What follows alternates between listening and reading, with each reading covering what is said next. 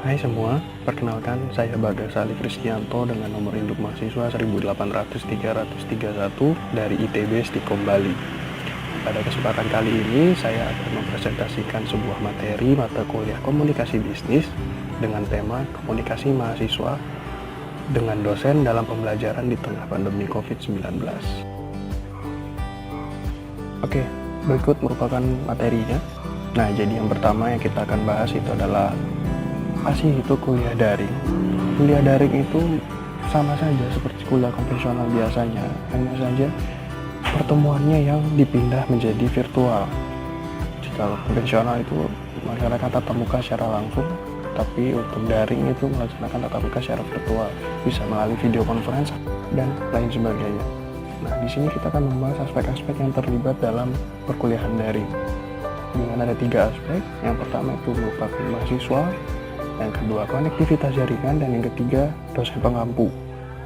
Kita akan bahas masing-masing aspek.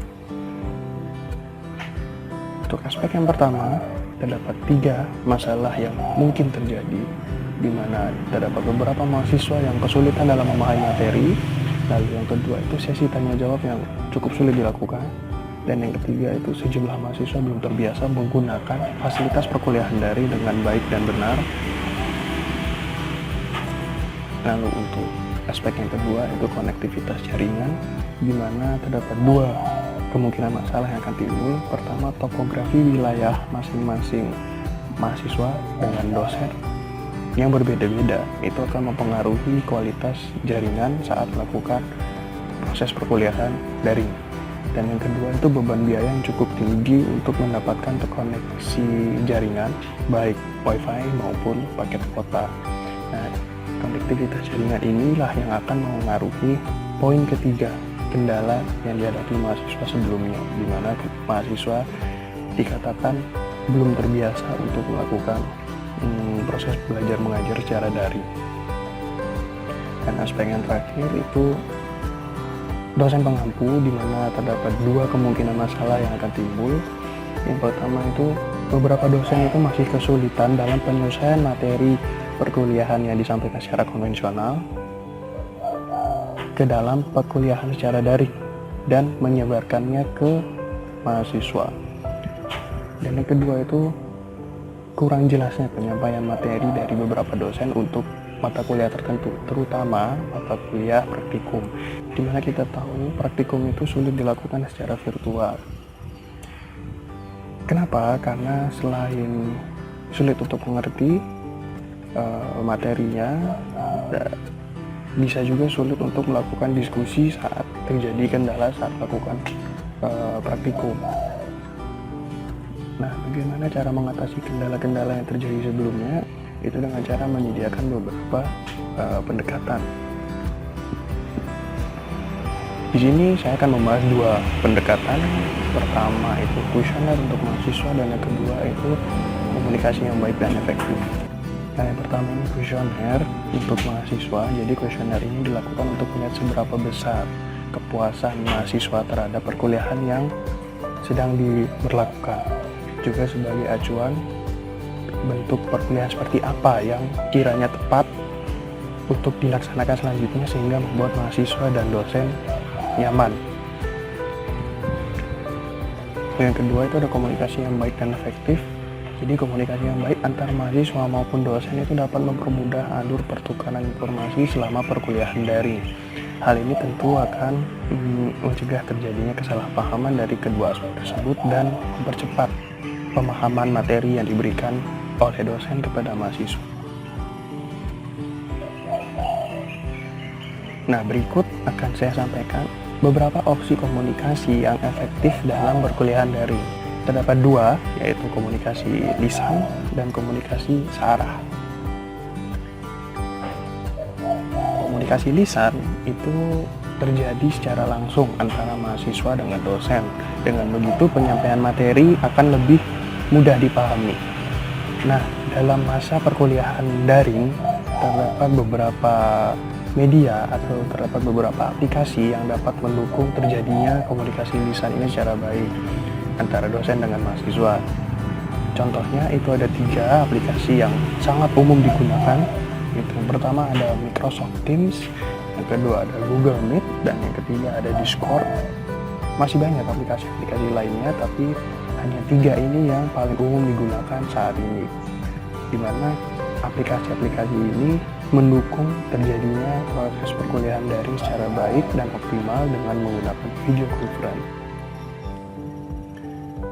Lalu yang kedua ada komunikasi searah, itu terjadi antar mahasiswa dengan dosen yang berlangsung layaknya antara anak dengan orang tua, dengan tidak adanya tingkat hierarki antara mahasiswa dengan dosen, tapi tanpa mengurangi rasa hormat antara mahasiswa dengan dosen maupun sebaliknya. Jadi proses tukar pendapat mengenai materi perkuliahan itu dapat berlangsung dengan optimal. Nah, selanjutnya kita akan melihat beberapa opsi pembelajaran yang sekiranya efektif dalam perkuliahan daring. Yang pertama itu pemberian materi yang lebih ramah kepada mahasiswa. Yang kedua itu forum diskusi, dan yang ketiga itu tugas yang lebih masuk akal. Nah, untuk opsi pertama, materi yang ramah untuk mahasiswa itu dengan mempertimbangkan hasil kuesioner sebelumnya, dosen itu akan mampu untuk menyampaikan materi yang sesuai dengan minat mahasiswa. Jadi hal ini akan membuat mahasiswa tidak mudah merasa bosan saat mempelajari materi yang diberikan, dan tentunya akan membuat materi yang diberikan lebih mudah dipahami oleh mahasiswa. Yang kedua itu forum diskusi dapat menjadi opsi lain bagi dosen dalam hal perkuliahan daring. Jadi dibanding dengan tugas, forum diskusi itu akan lebih menarik minat mahasiswa dan tentu akan mendapat respon yang lebih baik dari mahasiswa. Jadi hubungan timbal balik antara mahasiswa dengan dosen itu dapat berlangsung secara lebih optimal dengan menggunakan forum diskusi. Dan yang terakhir, yang ketiga adalah tugas yang lebih masuk akal. Tugas diberikan oleh dosen dapat dibuat masuk akal. Bagaimana caranya? Dengan mempertimbangkan kendala-kendala yang mungkin terjadi dalam slide 3-8 tadi. Nah, jadi pemberian tugas yang berlebih itu juga akan menjadikan perkuliahan daring kurang efektif dan membebani bukan hanya mahasiswa. Nah, mungkin sebelum saya lanjut, saya akan menjelaskan mengenai ini. Pemberian tugas yang berlebih akan menjadikan perkuliahan daring kurang efektif dan membebani bukan hanya mahasiswa tapi juga dosen. Jadi begini, dosen memberikan tugas kepada mahasiswa dengan deadline tertentu atau dengan batas waktu pengumpulan tertentu, juga dengan bobot tugas yang berbeda-beda pula. Nah, tugas yang masuk akal ini itu merupakan tugas dengan bobot dan deadline itu yang seimbang. Jadi semakin ringan bobot tugas, maka deadline akan semakin cepat. Semakin berat bobot tugas, maka deadline akan semakin panjang. Tentu dengan mempertimbangkan beberapa faktor, misal saja waktu perkuliahan, lalu panjangnya semester atau sisa semester yang berlangsung. Jadi bukan lantas deadline diperpanjang tapi melewati batas semester yang tersisa. Nah, ini yang merupakan maksud dari tugas yang masuk akal. Jadi antara mahasiswa dengan dosen itu akan sama-sama nyaman untuk mengerjakan tugas yang diberikan oleh dosen, dan dosen juga akan nyaman dan tidak terburu-buru dalam memeriksa dan memberi penilaian terhadap tugas yang telah dikerjakan oleh mahasiswa. Jadi di sini ada sedikit pesan untuk kita semua. Jadi selama masa pandemi COVID-19 ini, ayolah tetap terapkan yang pertama itu physical distancing, lalu jaga kebersihan, selalu pakai masker saat beraktivitas di luar rumah, bekerja, beribadah, dan belajar dari rumah.